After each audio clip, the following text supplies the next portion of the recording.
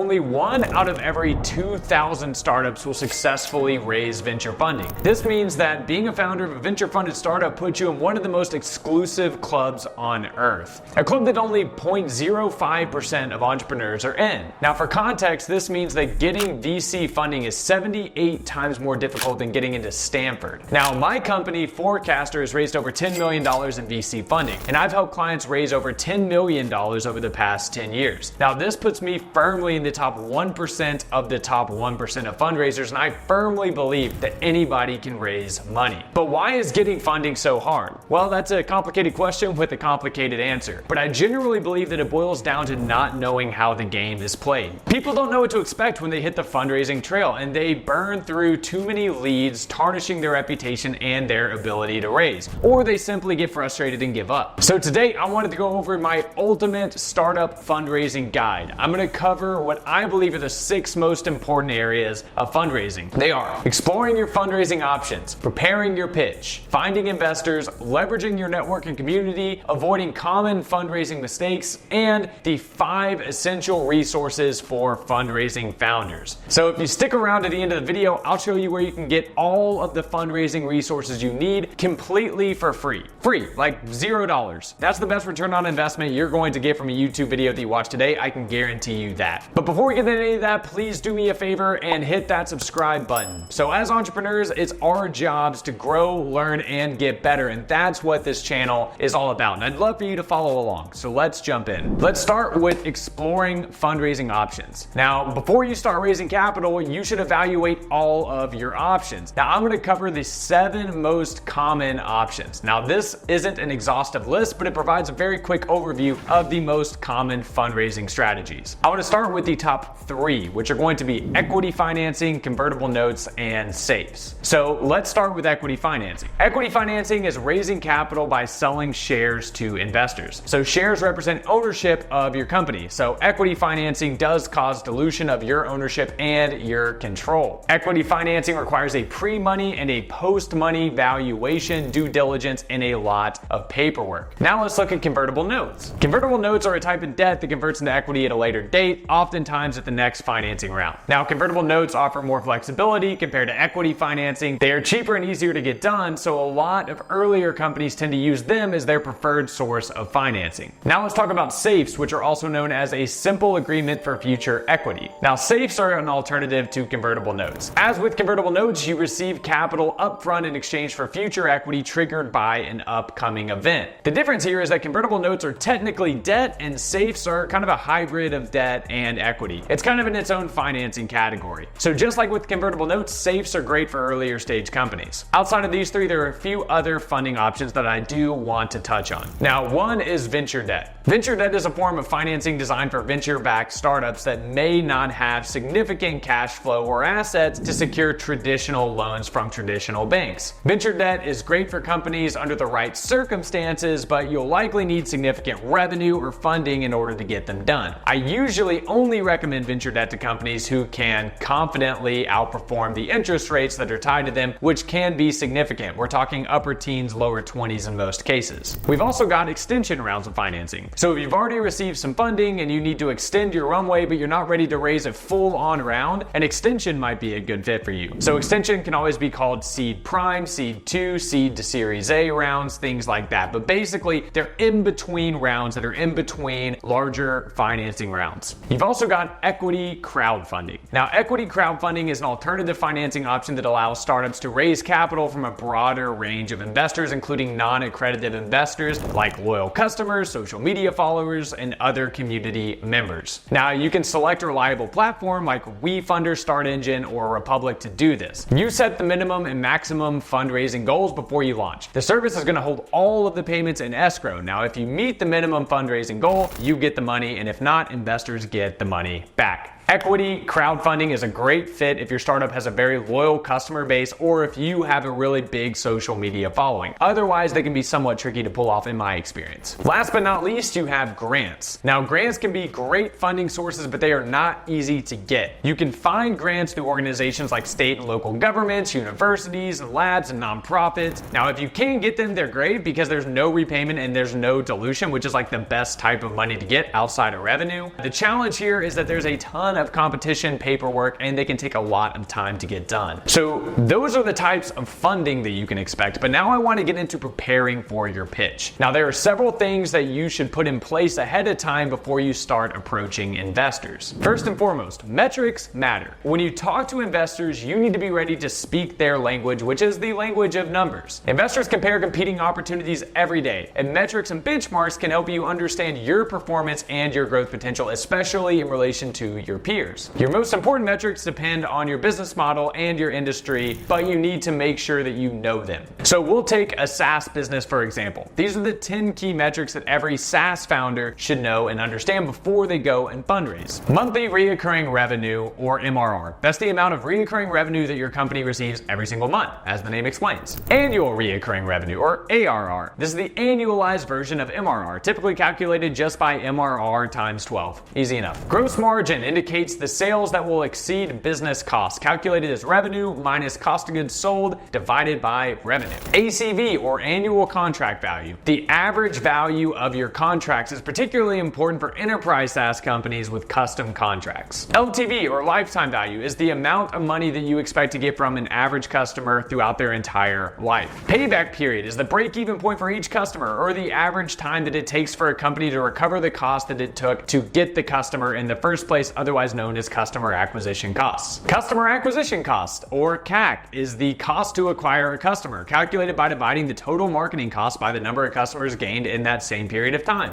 Churn rate, the percentage of customers or subscribers who cancel or do not renew their subscriptions during a period calculated monthly or annually. Monthly active users, or MAUs, is the number of active users that you have on your platform every single month. Expansion MRR, this is the increase in monthly recurring revenue within your current users, typically consisting of users upgrading to higher tier subscription plans. Now you're going to need to figure out the metrics that matter the most for your particular business. The ones that we just talked about were for SaaS businesses, but if you're e-commerce, these are going to vary slightly, so do your homework. Make sure that you know your numbers. All right, so now that we've covered metrics and types of funding, I want to talk about how we're going to find investors. One element of a successful fundraising campaign is a well-managed investor pipeline. No matter what you do, I don't want you to run out of leads while fundraising, so fill your pipeline with more investors than you think you're going to need in order to close your round. Now here's a simple 3-step process to build and optimize a pipeline that's going to connect you with the right investors. Step 1, locate investors. So search for investors through personal networks, industry events, or online platforms like AngelList, Crunchbase, and PitchBook. Now I want you to focus on the investors that are in your industry, your stage, and your deal size. These are people that would most likely be the type of person that could invest in your company. Step 2, document your pipeline. Now create a contact list, spreadsheet, or database as the foundation for your investor pipeline. I want you to include details like fund name, size, location, ticket size, domain, contact info, type of interest, intro status, if whether meeting is scheduled, just additional notes, anything that you think could be interesting and useful to track, I want you to include in your investor pipeline.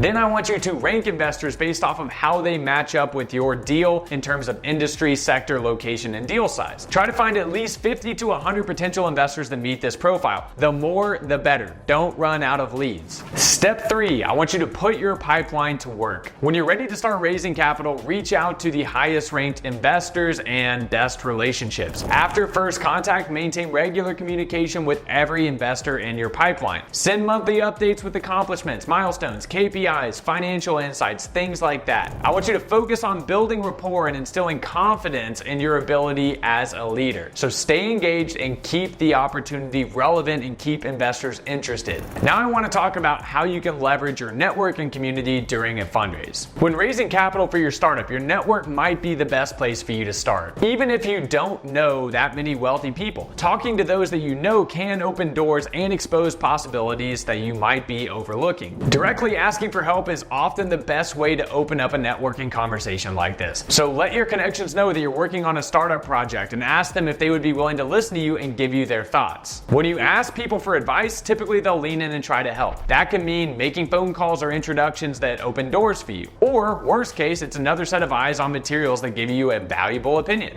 I want to break this down into 4 different rules. Rule number 1, treat your contacts as mentors, not piggy banks. Seek out people with experience in your industry, working in companies relevant to your business. business. Don't treat everyone as a source of funds, although some might be. Ask for guidance and advice. Rule number 2, set up mentorship sessions. If somebody has valuable advice and shows interest in your project, try to get another meeting. Show up with a list of questions and create an atmosphere of mentorship. The more invested you are, the more invested they will be. Rule number 3, stay grateful and connected. Show thanks to everyone who takes the time to listen. Reach out and let them know that you appreciated their time. Start sending out monthly email updates to let everybody know how things are shaping up. Stay top of mind in case a new opportunity arises. And rule number 4, don't burn bridges. Be gracious if you ask somebody for help and they decline. Try to maintain respect and trust throughout your network. People talk, and whenever a potential investor asks questions about you, you want that response to be positive. It all comes down to being open, friendly, and respectful. Just let people know that you want their help. You may find some surprising opportunities. Now I want to talk about how you can avoid some really common fundraising mistakes. Now, fundraising is a big deal for any founder. It's often the first time that you step out and put your ideas out into the open, where they're going to be scrutinized, nitpicked, and potentially shot down. You always want to be sure that you're putting the best foot forward. And if you screw up on something big, you'll likely lose the confidence of the investor that you're talking to. Now, here are 3 mistakes that you want to avoid while hitting the fundraising trail.